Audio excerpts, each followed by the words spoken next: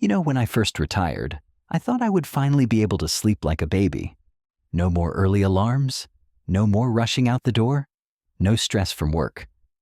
I figured, now that life had slowed down, sleep would come easy, but it didn't. In fact, it got worse. I would lie in bed at night, wide awake, just staring at the ceiling. Some nights it felt like I was the only one in the world still awake at 2 in the morning, and I kept asking myself, why is this happening now when I finally have peace and quiet?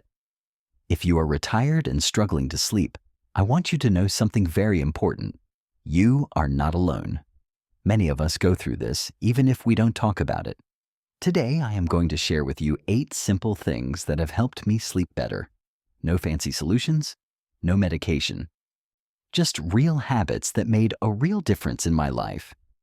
I hope that by the end of this video, you will find something that helps you rest easier too. 1. Turn off the screens before bed. This one took me longer to figure out than I'd like to admit. After I retired, my evenings got a lot quieter. No work emails, no schedules, just time. And you know what filled up that time? My phone. I got into the habit of scrolling through news, videos, and checking social media before bed. It felt harmless, even relaxing. But what I didn't realize was that all that screen time was actually messing with my sleep. The science behind it is pretty simple, but most of us never think about it. Phones, tablets, and even the television give off something called blue light. That blue light tells your brain that it is still daytime.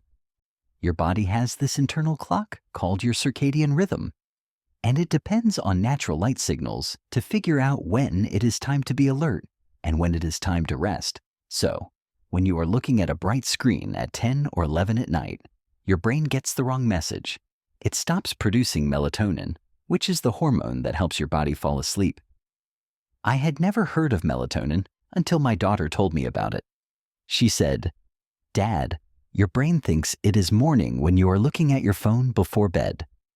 And you know what? She was right. I started noticing that on the nights I watched TV late or checked my phone in bed, I would toss and turn for hours. My mind would be racing, even if I wasn't thinking about anything in particular.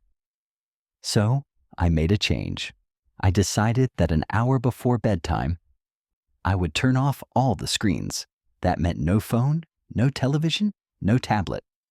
Instead, I gave myself what I now call quiet time. Sometimes I read a book, and not an exciting mystery, but something calm, like a gardening book or a biography. Other times, I just sit and listen to soft music. I have a little radio that plays jazz from the 1940s and 50s. It reminds me of better times and helps me wind down. That one change made more of a difference than I expected. After about a week of screen-free nights, I started falling asleep faster. My brain wasn't buzzing. I felt more relaxed. It was like my body was finally able to say, "Okay, the day is done, let's rest now." And let me be honest with you, I still slip sometimes. I'll get a message from one of the grandkids, or I'll feel the urge to check the news. But when I do, I usually regret it around 2 o'clock in the morning. So now I keep my phone on silent after 9 o'clock, and I keep it outside the bedroom. Out of sight, out of mind. 2. Get some morning sunlight. This tip might sound too simple, but trust me, it works. Getting sunlight in the morning made a huge difference in how well I sleep at night. I never used to think about light that much. When I was working, I got plenty of sunlight just walking to my car, heading to the office, or running errands. But after I retired, my mornings got slower. Sometimes I would stay in my pajamas until 10 or 11. I thought I was taking it easy. But what I didn't realize was that my body was getting confused. Your body depends on signals from the environment to keep your internal clock on track, and the strongest signal is light. When you get sunlight early in the day, within the first hour or two after waking up, your body knows, okay, it's daytime now, let's get going. That same clock then starts preparing for sleep about 14 to 16 hours later. I read somewhere that just 15 minutes of natural sunlight can reset your body's rhythm. So I decided to give it a try. After breakfast, I started stepping outside. Sometimes I sit on the porch with a cup of tea. Other days, I walk around the block. Nothing intense, just getting out into the light. And let me tell you, the first few days, I didn't notice much. But after about a week, I started feeling more awake during the day. I wasn't as groggy in the morning, and by bedtime, I actually felt sleepy at the right time. My neighbor, Joe, he's 74, started doing it too after I mentioned it. He said it reminded him of when he used to go fishing early in the morning. That fresh morning light, that peace, it does something to you. It grounds you. And when your days feel more balanced, your nights start to fall into place too. It also helps with mood. I found that getting sunlight early in the day lifted my spirits. I felt more motivated, more connected to the world around me. And that matters, especially after retirement, when our routines change and we sometimes feel disconnected. Now I make it part of my day, like brushing my teeth. Even if it is cloudy, I still go outside. Natural light still makes it through. And even on the cold days, I bundle up and step out for a few minutes. It is not about exercise. It is about reminding my body that the day has started. That simple act helps me sleep more soundly at night. 3. Cut out caffeine after 2 in the afternoon. I used to drink coffee all day long, morning, noon, even after dinner sometimes. When I was working, that cup of coffee at 3 or 4 o'clock helped me push through the last part of the day.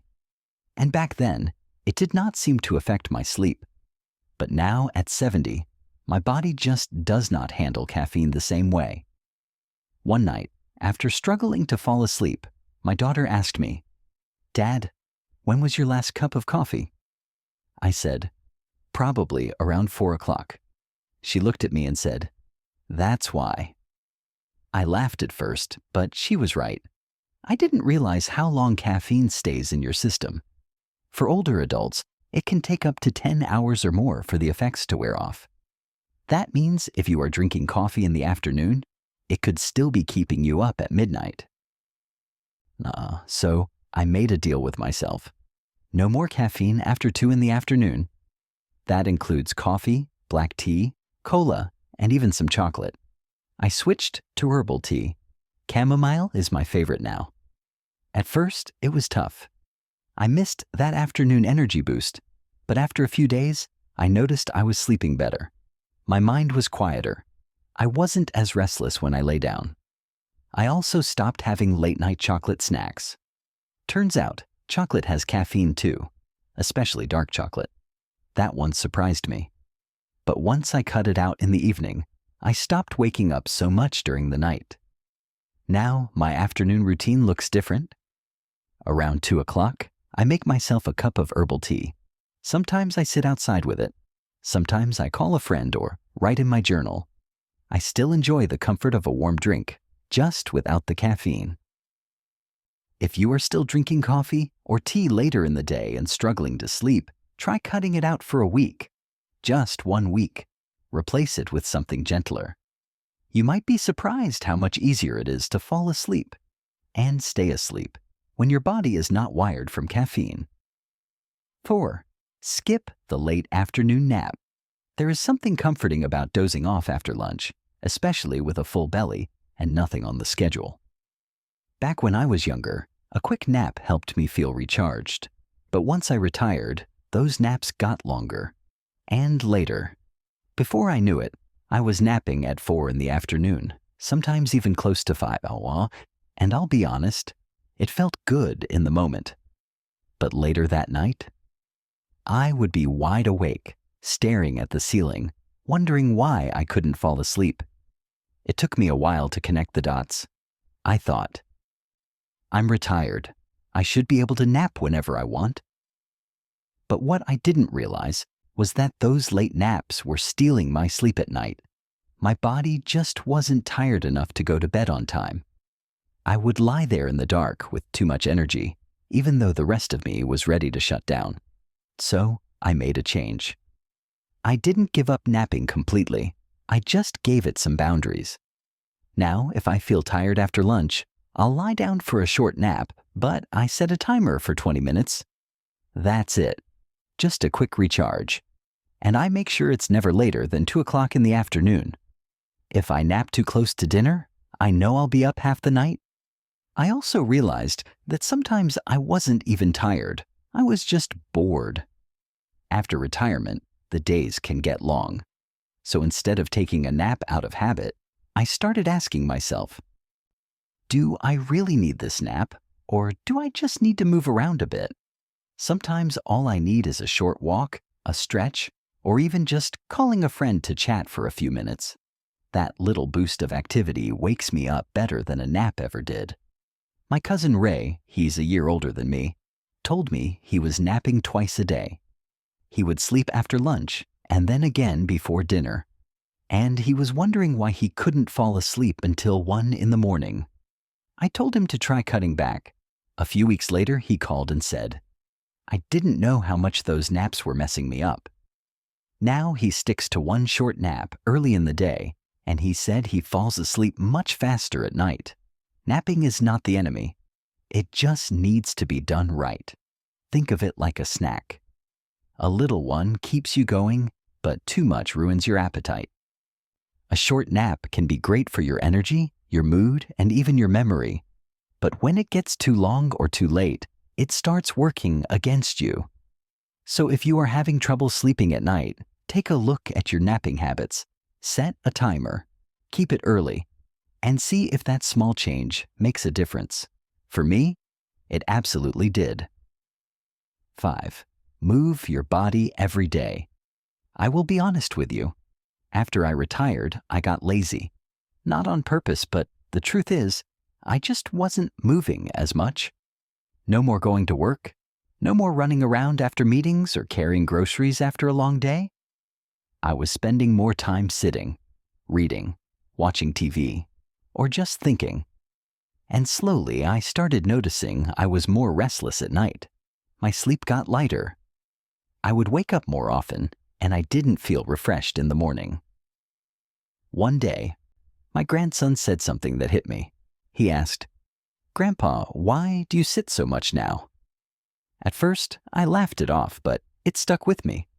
I started thinking, when was the last time I really moved my body on purpose? So I made a decision. No more days without movement. That didn't mean joining a gym or running laps. It just meant doing something and anything to get my body going.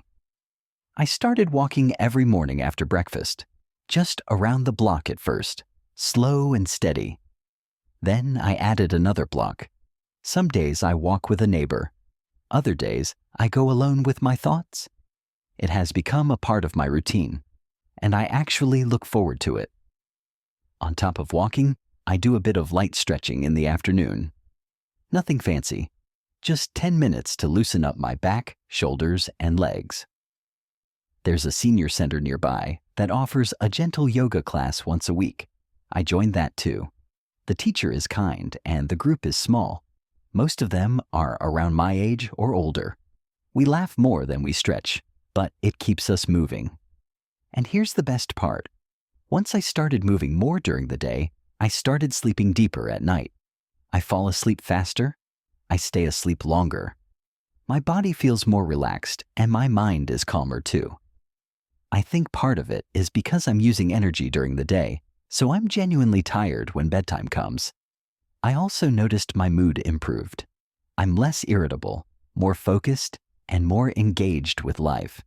It's amazing how just a little bit of movement each day can change the way you feel, both during the day and at night. If you've been sitting more than moving lately, you're not alone. Retirement slows us down, but sleep, especially deep sleep, depends on how much we move. So, find something you enjoy. Walking, gardening, even dancing in the living room if that's your thing. It doesn't matter what it is. What matters is that your body gets to move. Your sleep will thank you for it. 6. Go to bed at the same time every night. This tip seems simple, but it was harder for me than I expected. After I retired, I stopped paying attention to time. I would go to bed when I felt like it, sometimes 10 o'clock, sometimes midnight, sometimes even later.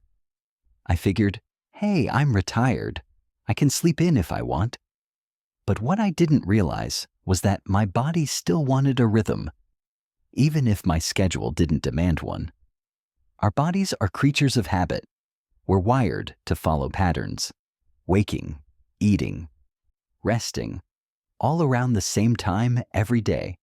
When I kept changing my bedtime, my body got confused. Some nights, I couldn't fall asleep. Other nights, I'd wake up at 2 in the morning, wide awake for no reason. It was frustrating. So I decided to treat my sleep like I used to treat my work schedule. I set a bedtime, 10:30 every night, not 9:30 one night and 11:15 the next. 10:30, and I stuck with it, even on weekends, even if I didn't feel sleepy. I started my nighttime routine around 9:30, turned off the lights, made a cup of tea, read a few pages, and eased into bed. At first, it didn't feel natural, but after a week or two, something changed. My body started getting sleepy around the same time each night. I didn't need to force it anymore.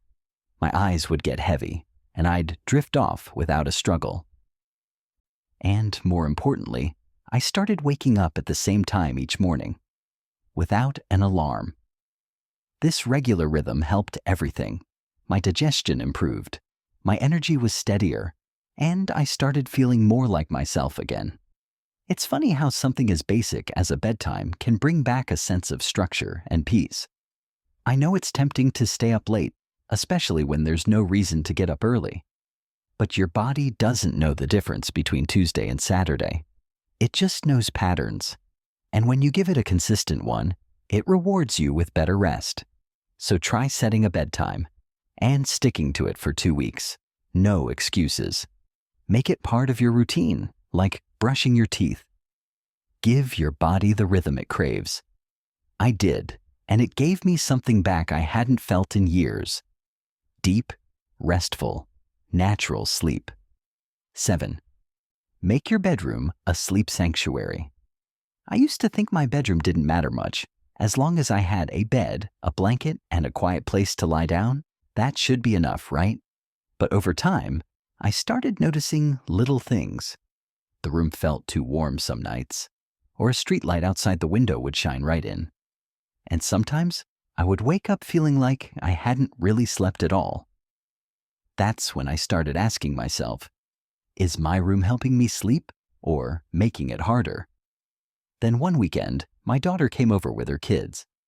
That night, she peeked into my room and said, "Dad, you've got way too much light in here. And why is it so warm?" I had never thought about it. The lamp on my dresser gave off a glow all night, and I liked keeping the room cozy. But maybe she was right. Maybe my sleep environment needed a little work. So I decided to turn my bedroom into what I now call my sleep sanctuary, a place where everything says one thing: rest. First, I dealt with the light. I got myself some blackout curtains, nothing fancy, just heavy ones that keep out streetlights and early morning sun. I also unplugged a few things that gave off little blinking lights, like the digital clock and the old cable box I never used. At night now, the room is darker than it has ever been. And let me tell you, that alone made a difference. Next, I looked at the temperature. I had always kept it a little too warm, thinking it was more comfortable that way. But research, and my daughter, both said cooler rooms actually help you sleep better. So I turned the thermostat down a few degrees at night. Around 65 degrees, Fahrenheit seems to be the sweet spot for me. Now I sleep under a light blanket, and my body feels more relaxed. Then there was noise. My neighborhood is usually quiet, but sometimes you get that one car with a loud engine or a barking dog. So I started playing soft background sounds like white noise or ocean waves. Nothing loud, just something steady that helps block out little interruptions. It calms my mind too. I also got rid of the clutter. I used to have stacks of papers, extra blankets, random things sitting on chairs. I cleared all that out. Now, when I walk into my bedroom, it feels like a peaceful place, not a storage room. Just doing that made me look forward to going to bed. Now I know not everyone has the budget or the space to redesign their bedroom, and that's not what I'm suggesting. You don't need fancy gadgets or a memory foam mattress. Just take a look at your space and ask yourself, is this room helping me relax? A few simple changes, like dimmer lighting, cooler temperature, fewer distractions, can go a long way. Think about it this way. You spend about a third of your life in that room. It deserves a little care. And more importantly, you deserve a space that welcomes sleep. Ever since I made those changes, my nights have been quieter, my sleep deeper, and my mornings a whole lot better. Wind down your mind before bed. This last one might be the most important of all. At least it has been for me. Because even if you do everything else right, turn off the screens, avoid caffeine, set a bedtime. If your mind is still racing, sleep just will not come. I've had many nights where I'm physically tired, but the moment I lie down, my thoughts start going. I think about things from the past. I worry about the kids. I remember things I forgot to do. Or I just lie there replaying old memories, both the sweet ones and the ones that still sting. And when your mind won't rest, your body can't either. That's when I realized I needed a ritual, something to help me slow down my thoughts and tell my brain, it's time to let go. Now every night, I take the last hour of the day and do a few simple things to help myself unwind. First, I lower the lights in the house. Bright lights make the brain think it's still daytime, so I switch to softer lamps. I stop looking at my phone or the TV. I put on some soft music, usually something instrumental like piano or jazz. Nothing with lyrics. I find it calms my breathing and quiets the noise in my head. Then I make a cup of something warm. These days, I drink chamomile tea. Some folks like warm milk. Whatever works for you. I sip it slowly, sitting in my favorite chair, and I don't rush. That time is just for me. Sometimes I write in a little notebook, not a diary, just a few thoughts from the day. What went well? Something I'm grateful for. Something I want to let go of. It doesn't have to be deep. Just getting thoughts out of my head and onto paper helps me leave them behind. And on nights when my mind still won't stop, I breathe. Slow, deep breaths. In through the nose, out through the mouth. I count if I have to. 1, 2, 3, just to keep my focus.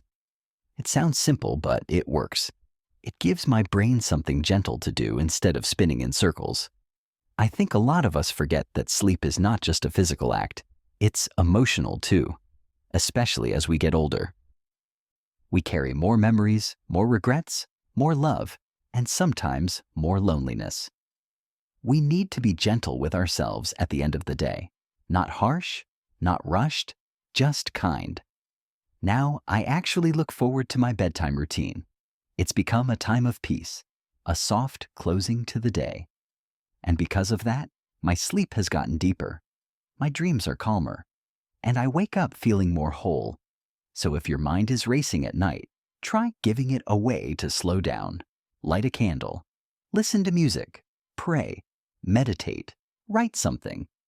Just don't expect sleep to show up in a hurry. Invite it gently, and it will come. I know what it's like to lie awake at night, wondering if you'll ever get a full night's rest again. When I first retired, I thought I would finally have peace. No more work stress, no more early alarms. But sleep doesn't work like that. And for many of us, retirement brings a new kind of restlessness, not just in our bodies, but in our minds and hearts. But here's the truth I've learned. Sleep can come back. It just takes a little care, a little patience, and a few changes that respect where we are in life now. The 8 things I shared with you today didn't fix everything overnight, but step by step, they helped me sleep better, a quarter deeper, longer, and more peacefully. I'm not here as a doctor or an expert. I'm just someone in his 70s, figuring things out one day at a time, just like you. I still have nights where sleep is hard, but they're fewer now. And more importantly, I no longer feel helpless. I know what helps, and I know that with small, steady steps, better sleep is possible.